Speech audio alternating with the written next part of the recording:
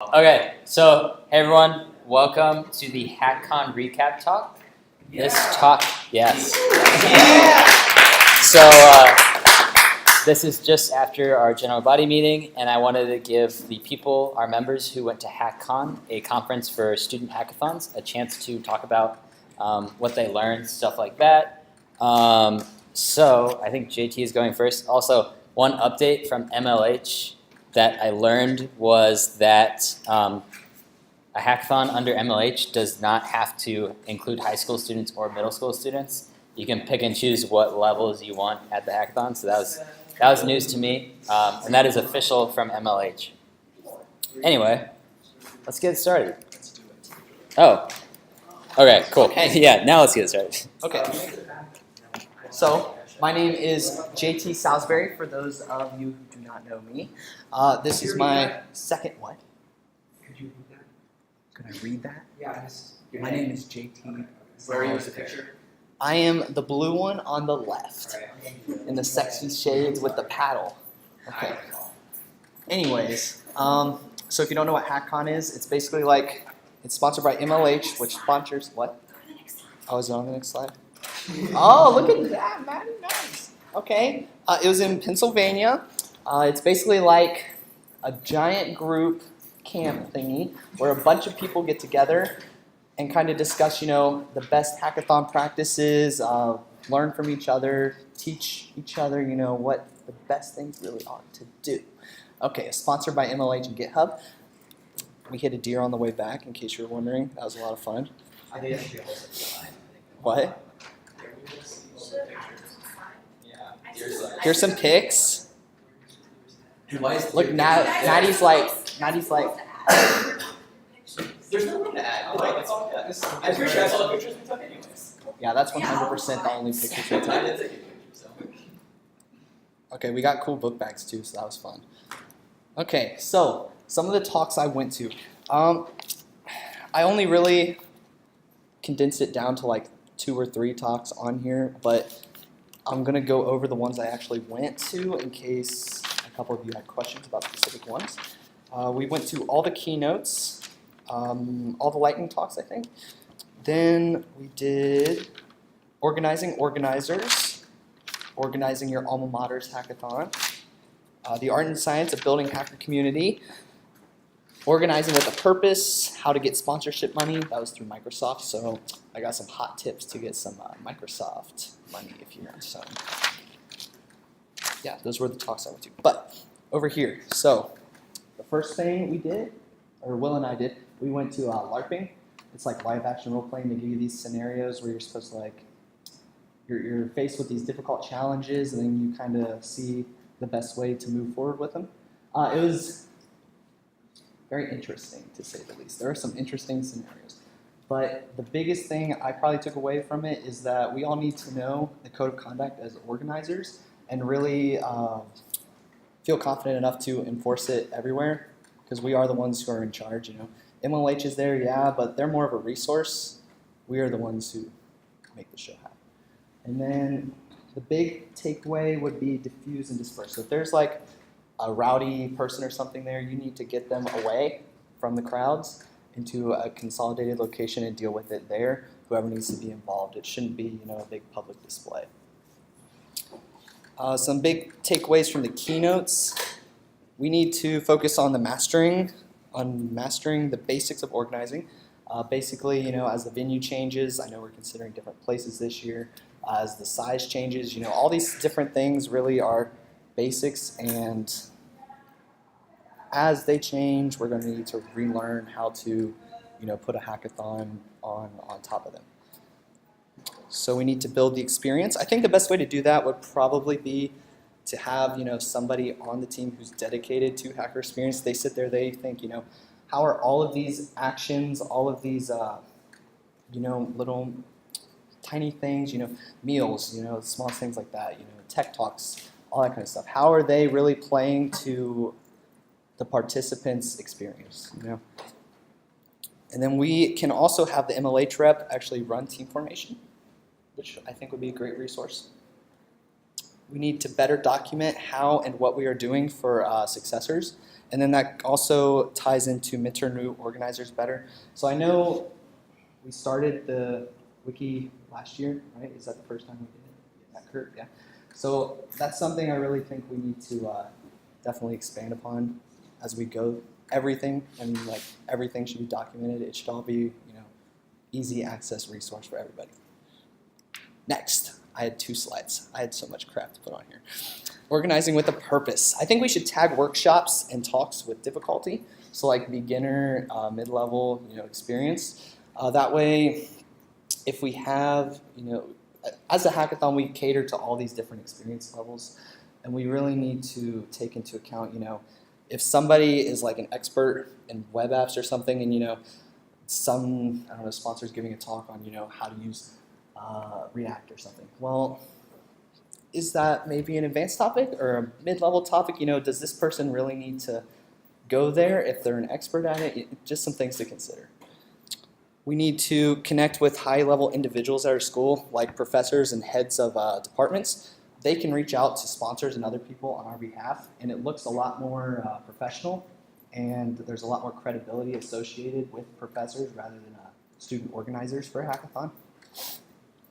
And then they can also, reach out for marketing and promotion, and then we should mention possible alumni at these companies. Hint, hint, that might help a little bit in sponsorship money. And then encourage volunteering, possibly come up with formalized roles and shifts. More swag for demos, an I demoed sticker is pretty cool, but maybe there's something else we can come up with that if we want more people to kind of give a presentation during judging. And then something I really liked was to have mentors actually go out 2 hours before judging. That makes sure that people aren't running into critical problems that are going to stop them from demoing and presenting during judging. I think that might help a lot with turnover, stuff like that. And improve diversity and inclusion. I think we could possibly, maybe reach out to, these organizations who are solely dedicated to these causes. They might have some good input on some of that stuff. Oh, that's all I had. Does anybody have questions about anything I had? What? Alright, cool. Yeah, you're next, Isaiah. Okay. Cool. Thank you, Casey, and thank you for driving. Oh yeah, I did. I'm not driving anywhere ever. I cannot get a win. Alright, cool. I'm Isaiah. I also went to Hackcon. Oh, hey Kurt. Yeah, so I mostly went to sponsorship talks. I got a couple of things out of it. Some teams use the CMS. I think that would be interesting to explore to a customer management system, or not CM. Yeah, to manage like the customers being our sponsors, knowing like when they open emails, they kind of keep all the information centralized. Another thing, there was only like a couple teams that were in the session, so they did that. I thought it was an interesting idea. Problem is, a lot of those systems cost a lot of money. I did hear a couple of free options at HubSpot and Notion that people were talking about, so I thought that'd be interesting to research. Also, did I have it under there? Okay, yeah, I did. I heard just a couple websites that I didn't know existed. Hunter.io for finding cold contacts. So if you know somebody's name, you can just type it in there and it gets their email address. I had no idea that existed. That's wild. Interstellar, LinkedIn Sales Manager. They said these are all great resources to find cold contacts for companies. One of the things that was brought up is limiting the amount of tiers that we have. I think last year we had 4 tiers, maybe 3 or 4 or 5 tiers. I don't know. But they said you should max that at 3, limit the amount of options they have, and then also be willing to negotiate tiers. They said that. I don't know how much I agree with that, but it is a thing to discuss, I think. They never really give a reason why to negotiate tiers. Under promise, over deliver. I think they're talking about how many people are coming, under promise it, and then make it a big spectacle that you've got more people than you expected to come.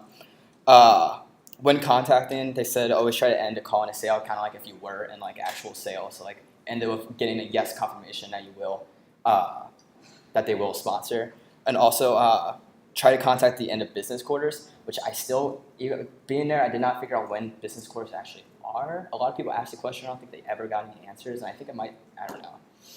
It's the normal quarters of the year, like January, February, March, April, May, June. All right, cool. Exactly. I thought this was unfair, People would every meeting I went to sponsorship, people would be like raising their hand, be like, "When are the business quarters?" And they never got a direct answer. I thought it was the weirdest thing. I don't know.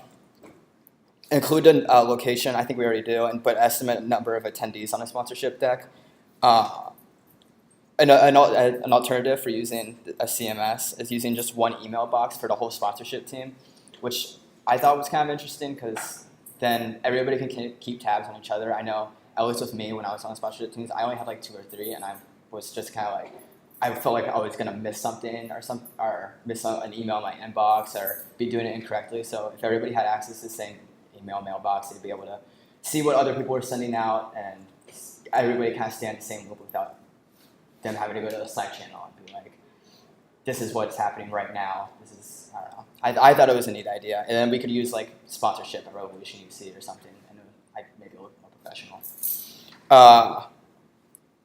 Someone from Google was actually there. They said we could maybe possibly get Google Apps for free, at least for ACM, if you're a nonprofit, which ACM at UC is not, but ACM as an organization is. So I don't know if we'd be able to get Google Apps for free, which might be nice.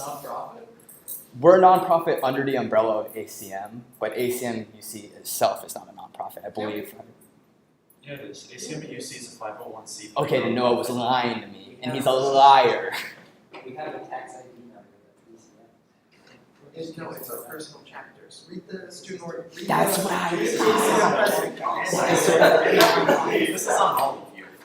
Yeah, read the ACM student. Alright, we're getting Google Apps for free. Yes. All right. It's a unique identity. That just seems weird. No, I know. Yeah, I swore Kurt said we were one, and I asked Noah.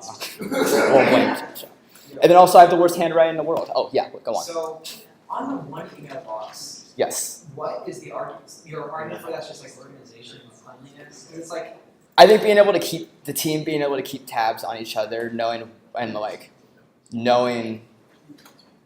like what's going on, what emails are being sent. I know. Like I felt like I don't know. I was communicating wrong, at least when I was on the sponsorship team. well, So I it's didn't. like, I feel like that takes away the opportunity to like have a personal like email. You know? Well, I was thinking about that too. Still having personal emails, but maybe forward all those emails to the same email mailbox. Okay. That makes sense.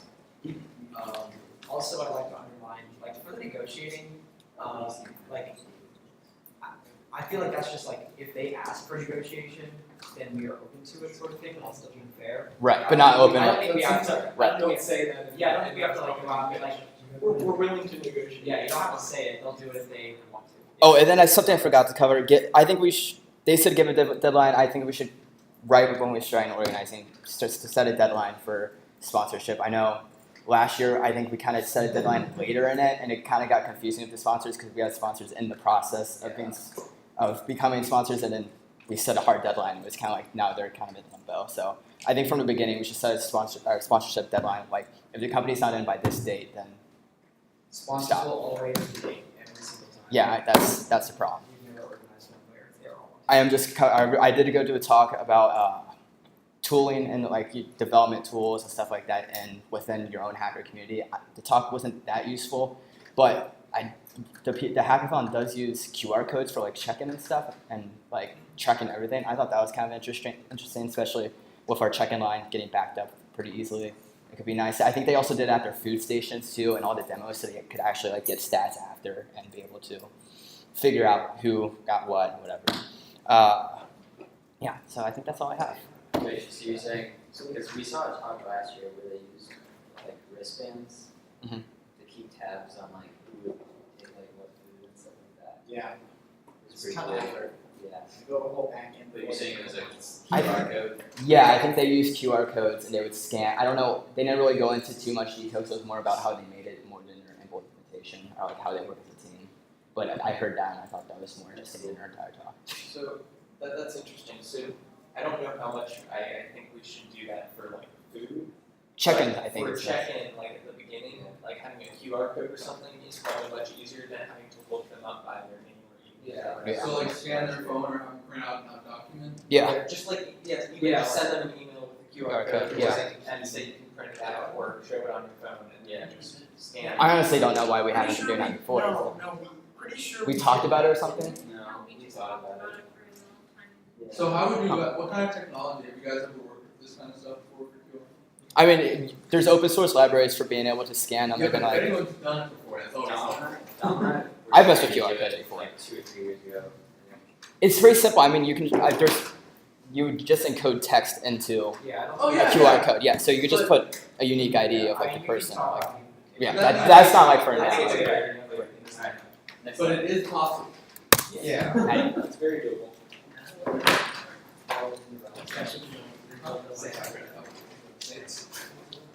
Who canceled? Huh? Who canceled? For tomorrow? Oh. Why? So I went to a bunch of boring talks, but they were very useful. So the first one is the eco-friendly hackathon. So a couple ideas that people suggested was that vegans and vegetarians go first because they only have a limited amount of stuff that they can eat. So letting them go first would let them, guarantee that they have the stuff to eat, which would be great. And reminding people to be eco-friendly, like putting signs above trash cans like, hey, can you recycle this?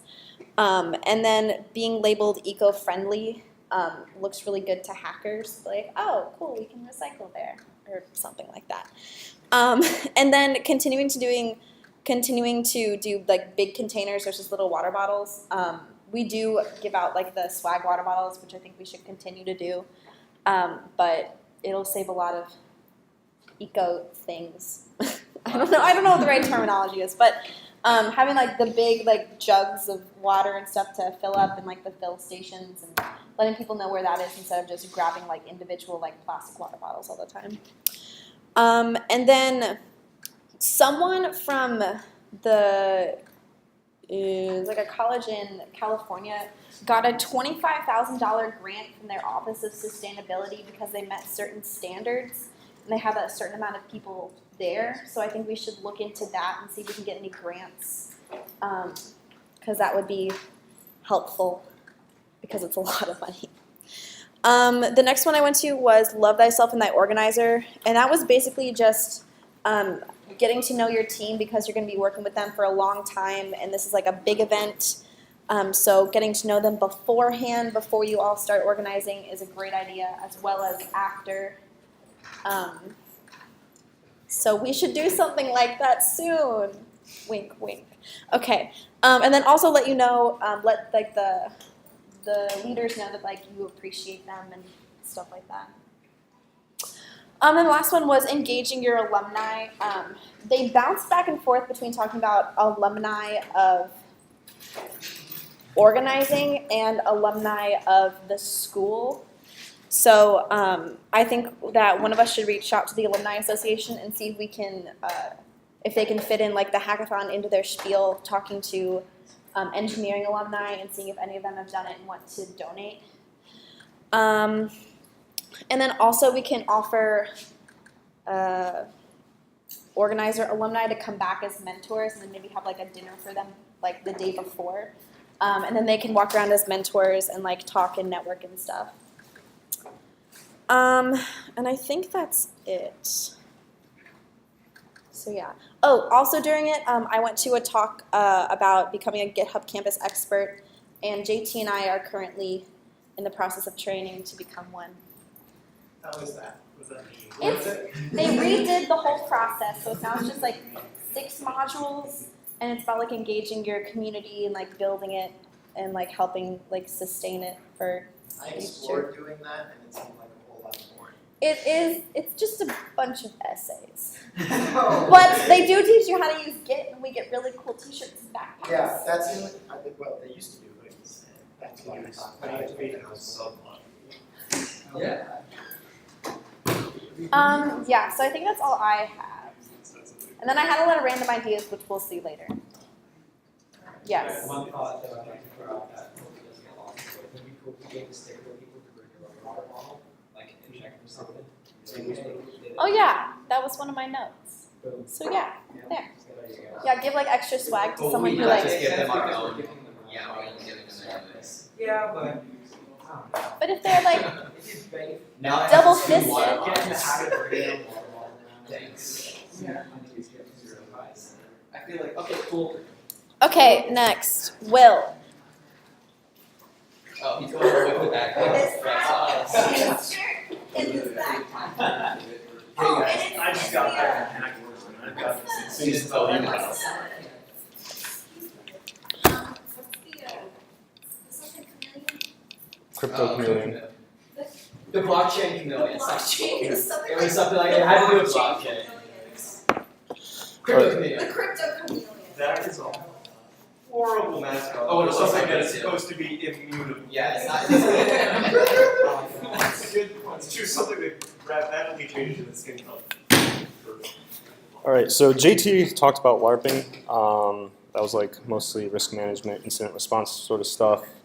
There was an incident that we went over, which I wanted to share because it was very interesting, was that a hackathon had a bus that they sent to middle of Missouri to get people to bring them to their hackathon. And it was like an overnight trip. And in the middle of the night, the bus broke down and the bus company was going out of business. So the bus company couldn't get another bus to finish the trip. So they had to figure that out. What? That's all you want to do there. They were just like, yeah, get a taxi, like, 15 taxis. because like no other bus company was open that late, so they or just don't have buses. I don't know. All right. Send a bus plan over and they take people off and go further.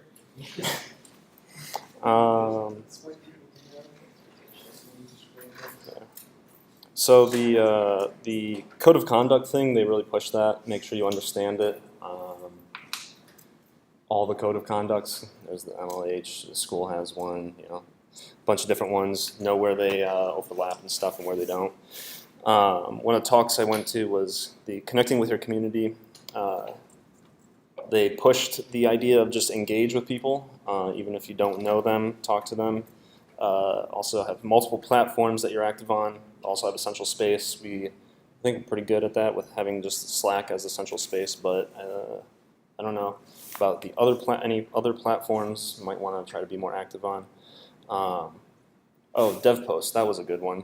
I talked to Velazar from DevPost. He said add him to our Slack for the hackathon because he will be support for any DevPost questions. Who's Velazar? He's like the main developer, or I don't know. Yeah, that's it. We actually found a point in dev post last year at the event, and Velazar and I were in a group chat trying to Yeah. fix it. They added team project editing for multiple users now. So yeah, that's awesome. Yeah. And then also they've got a web chat on their website that the other guy who was there, Richard, he's on that on most weekends. So that's 2 resources for any DevPost questions that we have. Resolving conflicts. That was a very interesting talk. They just talked about the sort of stress that arises out of organizing hackathons. Best way to deal with that is just to get to know your fellow organizers. That way you can understand where they're coming from when they get stressed out and stuff. And just keep a cool head and stay motivated. That's what I got. Next. There's nobody I don't know whose slide this is. Now, how would we wear that? Oh, I can do, so half of these are mine. Yeah. So, the organizers, at Hackcon all had like bright yellow bandanas, and I was like, oh my gosh, that'd be such a great idea of like, oh, find someone in the black red UC shirt, or like someone with like a bright I prefer hats. orange banana. Orange Bandana. banana. So, I don't know, that'd be cool. They also mentioned having diagonal tables to increase sight lines, so instead of just having them like in rows, having like diagonal, because then you can like have like more sightlines with people and talk to people easier. Maybe have an organizer of the year question mark, but I don't want to make this a competition. Okay, no, thank you. Actually, I think this is a really great idea. Making Christmas cards for our sponsors. So like we could all like dress up in like a holiday card and then send them to our sponsors, reminding them, oh, our hackathon's coming up. Like, don't forget to like sponsor us. Attach on that, I think we really need to increase our post-event sponsorship communication. I feel like we just kind of, we really dropped them off the edge there. The thing, you gotta prepare beforehand because no one No one wants to do anything after. We need to be vigilant. And we need to have we need a pretty much template what we're gonna do beforehand and just have Because it. if that template isn't ready, which it hasn't been in the past 2 years. Right, then there's nothing. And like, I think we should be able to come up with at least like a one pager of like stats. That's what makes us different. That we don't, Right there, the post-event follow-up sponsors. that we don't do it. No, that if we did it, it would set us apart. Oh, right. Yeah. Most places don't do it except for the big places, and we need to do it. Yeah, okay. The next idea was team bonding after team formation. So after you do team formation, it's gonna be super awkward because these people don't know each other and they're gonna be working on this project for 24 hours. You might as well help them get to know each other. So having just a simple team bonding icebreaker thing would help them become a better team, be able to work together easier, getting past that awkward stage in the beginning. And we can even have an MLH rep help with this. But there you go. Okay, yeah. So I put the rest on there, I think, I can't remember. But some of these things I already talked about, like having someone dedicated to hacker experience. I think we really need to better label food. If you remember last year, we had Luca, and they wrote on the boxes with this like really dull red Sharpie, and she had no idea what the food actually was and what was in it. So basically, if you ate something, it probably burned your mouth off. But if we want to talk about inclusion and diversity, I think a big part of this is we need to kind of set the stage for that. And one of the biggest things we could probably do as an organizer is just list your preferred pronouns on your name badges, because we all wear name badges. It's super easy. It's not really. It's a great way to foster inclusion. Not really diversity, but you know, we could possibly have someone dedicated to that. I don't know. We could also reach out to other on-campus organizations, like I mentioned, get their input on what things we could do better, what things really work for other organizations, that kind of stuff. Oh, and we also have MLH updates. So there are now 3 local hack days.